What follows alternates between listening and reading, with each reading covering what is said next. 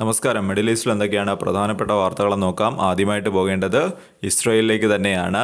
Hebrew ഭാഷാ ദിനപത്രങ്ങൾ പ്രസിദ്ധീകരിക്കുന്ന റിപ്പോർട്ടുകൾ അനുസരിച്ച് ഇസ്രായേലി പ്രൈം മിനിസ്റ്റർ ആയിട്ടുള്ള ബെഞ്ചമിൻ നെതന്യാഹുവും അതുപോലെ തന്നെ അമേരിക്കയുടെ സ്പെഷ്യൽ എൻവോയി ആയിട്ടുള്ള ടോം ബാരക്കും തമ്മിൽ ഒരു ക്ലോസ് ഡോർ മീറ്റിംഗ് നടന്നു.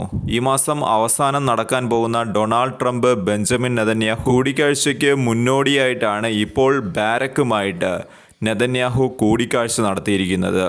ഇസ്രയേലി ദിനപത്രമായിട്ടുള്ള യദിയോഹ് അഹ്റനോക്ക് റിപ്പോർട്ട് ചെയ്യുന്നതനുസരിച്ച് ബെഞ്ചമിൻ നെതന്യാഹുവിനെ ഇപ്പോൾ ഈ ഒരു എൻവോയ്, അതായത് ടോം ബാരക് കണ്ടിരിക്കുന്നത് നെതന്യാഹുവിൻ്റെ തന്നെ ഒരു ആശങ്ക അത് പരിഹരിക്കുന്നതിന് വേണ്ടിയിട്ടാണ്. എന്താണ് ആ ആശങ്ക? ഗസയിൽ വിന്യസിക്കാനായി പോകുന്ന ഇന്റർനാഷണൽ ഫോഴ്സിലേക്ക് തുർക്കി ഉണ്ടാകുമോ എന്നുള്ളതാണ് ഇപ്പോൾ ഇസ്രയേലിനെ ഏറ്റവും കൂടുതൽ ആശങ്കപ്പെടുത്തുന്നത്. എന്നാൽ ഇസ്രയേൽ തുർക്കിയെ ആശങ്കയോടെ കാണുമ്പോഴും അമേരിക്ക പറയുന്നത് തുർക്കിയെ ഒഴിവാക്കരുത് എന്നാണ്. അതിന് കാരണമായി അമേരിക്ക പറയുന്നത് തുർക്കിയാണ് ഹമാസിന് മേൽ സ്വാധീനം ചെലുത്താൻ കഴിയുന്ന രാജ്യങ്ങളിൽ ഒന്ന്. അതായത് ഹമാസിനെ ഡിസാം ചെയ്യാനായിട്ട്, അതായത് നിരായുധീകരിക്കാനായിട്ട് കഴിയുന്ന ചുരുക്കം ചില രാജ്യങ്ങളിൽ ഒന്നാണ് തുർക്കി. ഹമാസിൻ്റെ പല നേതാക്കൾക്കും തുർക്കിയുമായി നേരിട്ട് ബന്ധമുണ്ട് എന്നാണ് ഈ ഒരു റിപ്പോർട്ടിൽ പറയുന്നത്. ട്രംപ് അഡ്മിനിസ്ട്രേഷൻ്റെ സീസ്ഫയർ നിർദ്ദേശങ്ങളെല്ലാം തന്നെ ഒഫീഷ്യലി അംഗീകരിക്കുന്ന ഒരു രാജ്യമാണ് തുർക്കി. ഹമാസ് തുർക്കി ബന്ധം അത് മികച്ചതായതിനാൽ തന്നെ ഹമാസിനെ ആയുധം താഴെ വെപ്പിക്കാനായിട്ട് തുർക്കിയിലൂടെ കഴിയുമെന്നാണ് ഇപ്പോൾ ബാരക് ബെഞ്ചമിൻ നെതന്യാഹുവിനെ ഓർമ്മിപ്പിക്കുന്നത്. അതായത് തുർക്കി ഇതിനു വേണ്ടി പ്രവർത്തിക്കുമോ എന്നുള്ളത് അറിയില്ല. എന്നിരുന്നാലും തുർക്കിയെ കൊണ്ട് അത് സാധിക്കുമെന്നുള്ളൊരു ബോധ്യം അത് അമേരിക്കയ്ക്കുണ്ട്. ബാരക് പറയുന്നത് ഇന്റർനാഷണൽ സേനയിൽ, അതായത് ഗസയിലേക്ക് വരുന്ന ഇന്റർനാഷണൽ സേനയിൽ തുർക്കി ഇല്ല എന്നുണ്ടെങ്കിൽ അത് മറ്റ് രാജ്യങ്ങളും പിന്നോട്ട് പോകാനായിട്ടൊരു സാധ്യതയുണ്ട്. പല രാജ്യങ്ങൾക്കും തങ്ങളുടെ സേനയെ ഗസയിലേക്ക് അയക്കാൻ മടിയുണ്ട് എന്നാണ് അദ്ദേഹം പറഞ്ഞു വെക്കുന്നത്. എന്നാൽ തുർക്കി പോലെയുള്ള ഒരു ശക്തമായ രാഷ്ട്രത്തെ പങ്കെടുപ്പിക്കുകയാണ് എന്നുണ്ടെങ്കിൽ ഇത് മറ്റ് രാജ്യങ്ങൾക്കും ആത്മവിശ്വാസം നൽകുന്ന ഒരു കാര്യമായിരിക്കുമെന്നാണ് അമേരിക്ക പറയുന്നത്.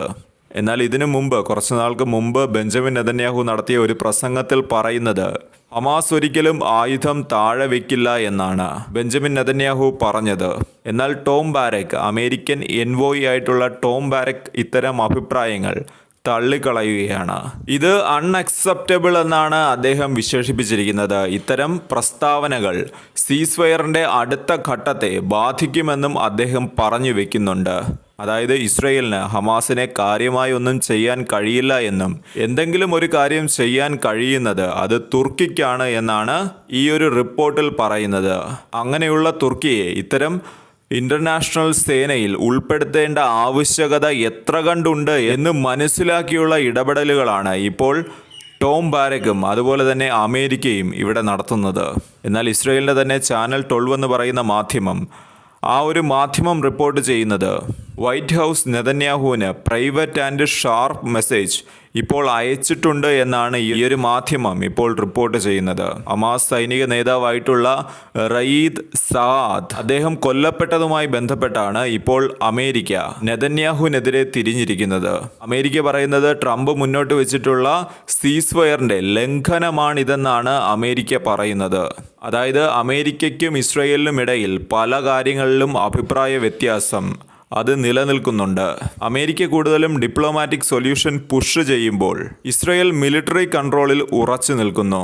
മുൻകാലങ്ങളിലും ഇസ്രയേൽ അമേരിക്ക അഭിപ്രായ വ്യത്യാസങ്ങൾ അവ ഉണ്ടായിട്ടുണ്ട് എങ്കിൽ പോലും ഇത്തരം അഭിപ്രായ വ്യത്യാസങ്ങൾ പുറത്തു വരുന്നത് വളരെ കുറവായിരുന്നു. എന്നാൽ ഇപ്പോൾ ഇത്തരം അഭിപ്രായ വ്യത്യാസങ്ങളെല്ലാം തന്നെ ഇസ്രയേൽ മീഡിയയിലൂടെ തന്നെ പുറത്തു വരുന്ന കാഴ്ചയാണ് നമുക്ക് കാണാൻ കഴിയുന്നത്. നമുക്കറിയാവുന്നതുപോലെ അഭിപ്രായ വ്യത്യാസങ്ങൾ എന്തു തന്നെ ഉണ്ട് എങ്കിൽ കൂടിയും അമേരിക്കയ്ക്ക് ഇസ്രയേലിനോടുള്ള സമീപനത്തിൽ കാര്യമായ മാറ്റമൊന്നും ഉണ്ടാകില്ല. അത് പണ്ടും മാറ്റമുണ്ടാകില്ല, ഇനിയും അങ്ങോട്ട് മാറ്റം ഉണ്ടാകുമെന്ന് തോന്നുന്നുമില്ല. അതായത് അമേരിക്കൻ പ്രസിഡന്റായിട്ട് ആര് വന്നാലും, അതായത് ഇപ്പോൾ ജോ ബൈഡൻ വന്നാലും ഡൊണാൾഡ് ട്രംപ് വന്നാലും ഇസ്രയേലിനോടുള്ള സമീപനത്തിൽ മാറ്റം വരുമെന്ന് തോന്നുന്നില്ല. എല്ലാ കാര്യത്തിലും ഇസ്രയേലിനൊപ്പം നിൽക്കുന്ന ഒരു കാഴ്ചയാണ് നമുക്ക് കാണാൻ കഴിയുന്നത്. എത്ര കണ്ട് അഭിപ്രായ വ്യത്യാസമുണ്ട് എങ്കിൽ കൂടിയും ഇസ്രയേലിൻ്റെ ഭാഗത്ത് നിൽക്കുന്ന ഒരു അമേരിക്കയാണ് നമുക്കിതുവരെ ഇനിയുള്ള കാലവും ഒരു പക്ഷേ കാണാൻ കഴിയുന്നത് അങ്ങനെ തന്നെ ആയിരിക്കും.